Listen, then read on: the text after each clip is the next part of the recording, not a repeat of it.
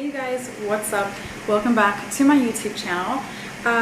So today I wanted to do a sit-down story time video. I have a daughter named Leia. She's 3 years old. Wait, sorry, she's 2 years old. Oh, bad mom. She's 2 years old, but she's going to turn 3 this coming Saturday. So you guys will probably see this like a day before. And I just wanted to do kind of like a tribute to her. So when she was born August 15th, 2017, and I obviously wasn't like recording or anything, but if I could have, I totally would have vlogged like everything. I just had no idea, right? But like just looking back, I would like to talk about it now. So if you're interested in watching, keep watching. So yes, Leia was born in August of 2017, and I guess I'll start a couple months before that. In May of 2017, me and Brando moved in together, right? So basically we had like 3 months before Leia arrived, and it was like really fun during that time because my pregnancy, like if I could describe it in one word, it would probably just be like chill. Like I had a pretty chill pregnancy. I barely had any like morning sickness. I think the only form of morning sickness I had were migraines, and I know they were migraines. Like these were like, this was no joke of a headache. Like it was pretty bad. And I think the only thing that helped me was like just cold therapy, like ice packs and stuff like that. So that, let's see, I think it was at my 33 weeks appointment. I went in and I remember like getting an ultrasound, and then I remember the technician, she like typed down the word breech. That was a word I had never heard of before in my life. I had no idea what it meant, and after that I went to talk to my doctor, and she's like, oh, by the way, like your daughter so far is breech. And I was like, okay, what does that mean? And she goes, well, it's because your baby is still like not in the right position if you want to deliver like naturally. And I was like, what? Like I had never even heard of that. I didn't even know it was like a thing. I was like, okay. That they were like, if she doesn't turn, like by the time, you know, 40 weeks comes around, then we're gonna have to schedule a C-section. And I was like, oh no. And I remember that day, like she told me that there were certain things that were like known to help like the baby turn, which was like doing yoga, spending a lot of time in the pool, going on walks, eating a lot of like water-based fruits, stuff like that. So I was like, okay. So I started doing everything. Literally I did all of it. And then also she told me to put like an ice pack right here, like on my belly, where her head was, because that way she could feel the cold, therefore she'd feel uncomfortable and she could like slowly start moving towards the direction that she's supposed to be in. So I kept doing everything, and she was like, next time you come for your appointment, we're going to be monitoring everything to see. She's like, most babies do turn eventually, so don't worry. And I was like, okay. But that day, like I was really, really sad because I just never even like imagined that I was going to have a C-section. I didn't even cross my mind. I was like, for some reason, like I just pictured myself having this baby naturally. Like that's what I had always pictured. So it was very hard to like even think about like a C-section being like a possibility. So nothing, like I was really sad. And then like I think 2 weeks later I went to another appointment, and they were like, okay, well let's see, right? So they check, and I had tried everything. So she had actually turned her head like sideways, and they're like, okay, well she's halfway, like maybe next time you come in she'll be positioned correctly. And everyone kept saying, like everyone, like all our friends and family, they're like, yeah, don't worry, like she'll turn. All of them are breech at one point, but like they'll obviously turn, like they'll know how to find their way around. And I was like, okay, you know, trying to give me reassurance and comfort. I'm like, okay, cool.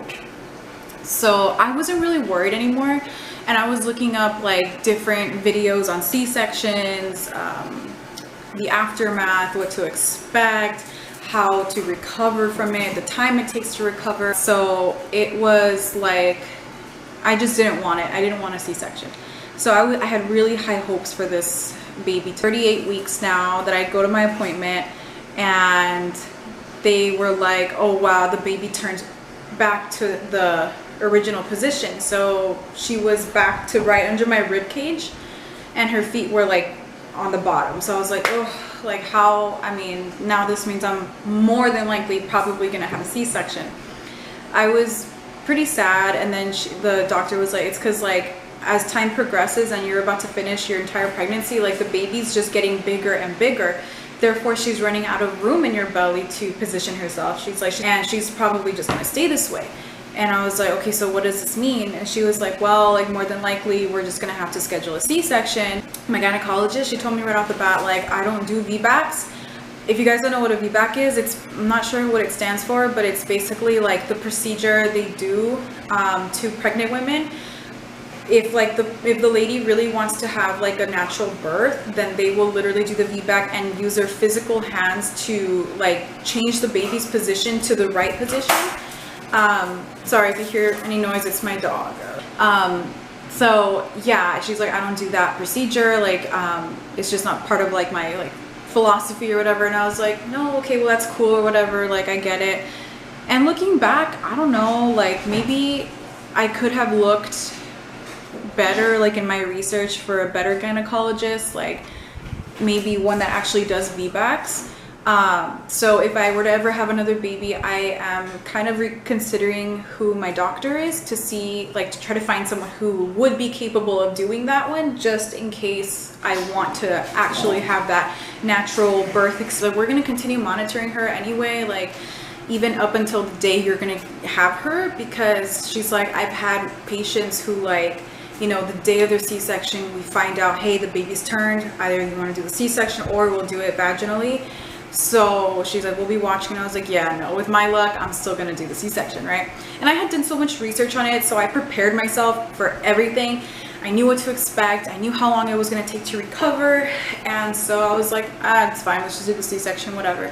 But so August 15th morning, well, that night before, I just remember like me and Brando went to sleep like at 2 in the morning because we were just so nervous. What's it called? Yeah, and then like I think we woke up like at 4, and I showered. We already had our bags in the car. We made sure to have everything. I was like cleaning the house the night before because I wanted everything to be perfect for the time Leia came home. So then we got to the hospital like at, I think it was like 6 in the morning, like super early. And we were already registered, but we signed in and everything, and I think within the hour they took me in already, and that's when I kind of got nervous because I was like, oh my god, like what? I didn't know that I was gonna be like alone without Brando for a while, so I was kind of scared. So I was just there like with my gown. They had me on an IV. They like had me strapped to like the machine to like hear baby's heartbeat, my heartbeat, everything, and it was very cold, I remember. And finally, like, they let Brando in. We were supposed to have Leia, or we were supposed to do the C-section, I think, like, at 10. And it was, like, now, like, 8 or 9. And I was like, okay, like, I thought maybe things would get moving now. But, like, things were really slow. Really excited that everybody was there. I needed the support. And then we got word that my gynecologist was actually at a emergency C-section or something at a different hospital, like 20 minutes away. So I was like, oh, okay. But she told us to like just like hang on tight, that she would be there as soon as she could. So I was like, okay, well, I guess I still have time to chill. But I guess like thinking back, I was like, man, we could have gotten there like at 10 and had breakfast and everything before. And so anyway, I was like so calm. I was so calm and everything. And then at 12, I think that's when the doctor got there. And I was like, that's it. Like, this is it. This is coming. Because Brando texted me. He's like, hey, like, your doctor's here. And I was like, oh my God. Like, that's when my heart dropped. My heart's literally dropping right now. My heart dropped and I was like, yeah, like, this is it. Let's get it going. So, at 12:15, I think she came in. She's like, all right, let's check for that baby and see if she's not Breech anymore. But sure enough, she was still in the wrong position. And I made sure to use the restroom before I was ready. And Brando got into his scrubs. I said hi to my mom. And what else? Yeah, and then they like rolled me away to like the OR and the operating room, and that's when I started getting nervous, right? Because there was a lot of doctors, bright lights, and I knew that they were going to do the spinal anesthesia. And they did it, and I felt fine. Like, it didn't hurt or anything. Like, the guy was really nice and just inviting. Like, he was not like mean. He made me feel like not nervous at all, super calm. And I laid back, and suddenly I feel half of my body just go numb. I can't even describe it. I felt like I was like, part of my body was just dead. And then I just start puking. Like, what? I just start throwing up, and I was like, sir, I think I'm gonna puke. And he's like, here. So he grabs like a little like blue bag. If you guys have ever used those, you know what I'm talking about, the blue bags. And I just started puking, and he's like, it's normal. It's just like a side effect of the anesthesia. It's totally fine. And I was like, yeah, I don't know. Cause like yesterday I had like big tacos. So, and I threw up, I think like 2 or 3 times before they actually started the procedure. I think Brando got there at one point, and I was pretty nervous. I even asked like if like one of his friends was there. I was like, is so-and-so there? And he's just like, yeah, like he's here. Wasn't there, but whatever. And doctor comes in and she starts. I made the mistake of like looking up. And if you have ever like had a C-section, you know, like there's a mirror on top. And if you look, then you're gonna see a lot of blood, and you're gonna see your insides. And so we're just like looking at each other, and I mean, of course, you can't feel anything of C-section, right? You can't feel anything. The only thing you can feel is like tugging of the baby, but like nothing serious. I was not in pain whatsoever. And before I knew it, Leia was born. She was born at 1:21 or 1:22 p.m. She was 8 pounds flat, and she was so long, you guys, like long. Breech, she goes, she's such a long baby for a little girl. And I was like, what? And like, if you guys know Leia personally, or if you guys have seen her in my pictures and videos, you guys know she's a tall little girl. So yeah, she was a really long little girl. And after that, of course, they took her to the NICU. Brando followed. I stayed behind. They like started patching me up. They transferred me to the resting room or whatever, the recovery room. And I was in recovery for 2 hours, and during those 2 hours, like I just couldn't stop puking. I wanted to fall asleep so bad, but then they just kept saying, like the nurses, they were like, don't fall asleep, Mija, don't fall asleep. Like it's going to like make it harder for you to like recover faster, which I don't understand to this day. I'm like, wait, how? Like if I would have fallen asleep, like who cares? Like how would that have like affected my recovery? If you guys know what that means, let me know, because I'm still very confused. I wonder. I don't like, after the 2 hours, I was finally able to see Brando and my parents, and they took me to like the recovery room, like the other recovery room where everybody was. There were so many people, you guys. Like Brando's family was there, my family was there, a cousin was there, his friends were there. I was just so happy and so excited that everyone went to go see Leia. And oh man, like it was just, it helped me a lot, I think, in recovery, how like there was so much like comfort for me.